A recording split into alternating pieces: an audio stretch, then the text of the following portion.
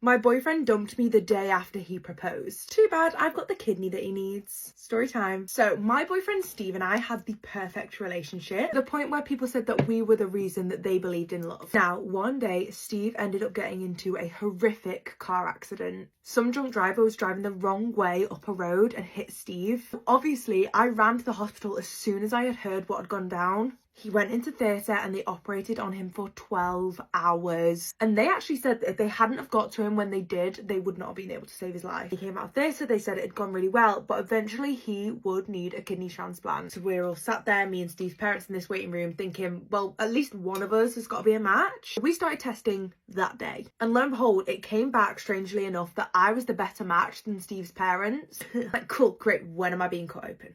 When can I give my guy a kidney? But the doctors made it very clear that they would not be operating on him anytime soon. They needed him to get a lot more strong. So they came up with a timeline that they would operate on Steve within the next 6 months. So now we're going to fast forward a little bit. Said that the accident made him realise that I was the one, that he wanted to marry me. I was the love of his life. So Steve proposed. The next day I go meet my girly pops, I go show them the ring, and I come home. I am expecting to see my near-death boyfriend lying on the sofa, resting, recuperating, because, you know, he did get slammed into by a drunk driver only a few weeks ago.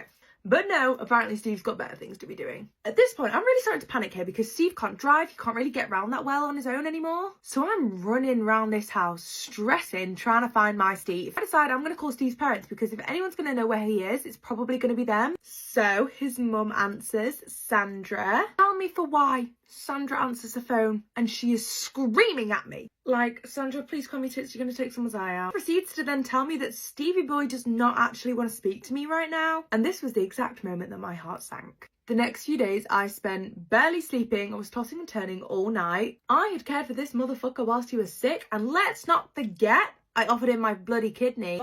Absolutely baffling behaviour from Steve. Finally, one day, the phone rings. Beep, boop, beep. It's Steve. He goes on to explain that even though the accident had made him realise that he did really, really love me, he didn't actually want to spend the rest of his life with me. And then the insults started. This man is calling me all sorts of names. He's calling me lazy, unattractive, good for nothing. I just couldn't believe what I was hearing. My guy literally asked me to marry him yesterday.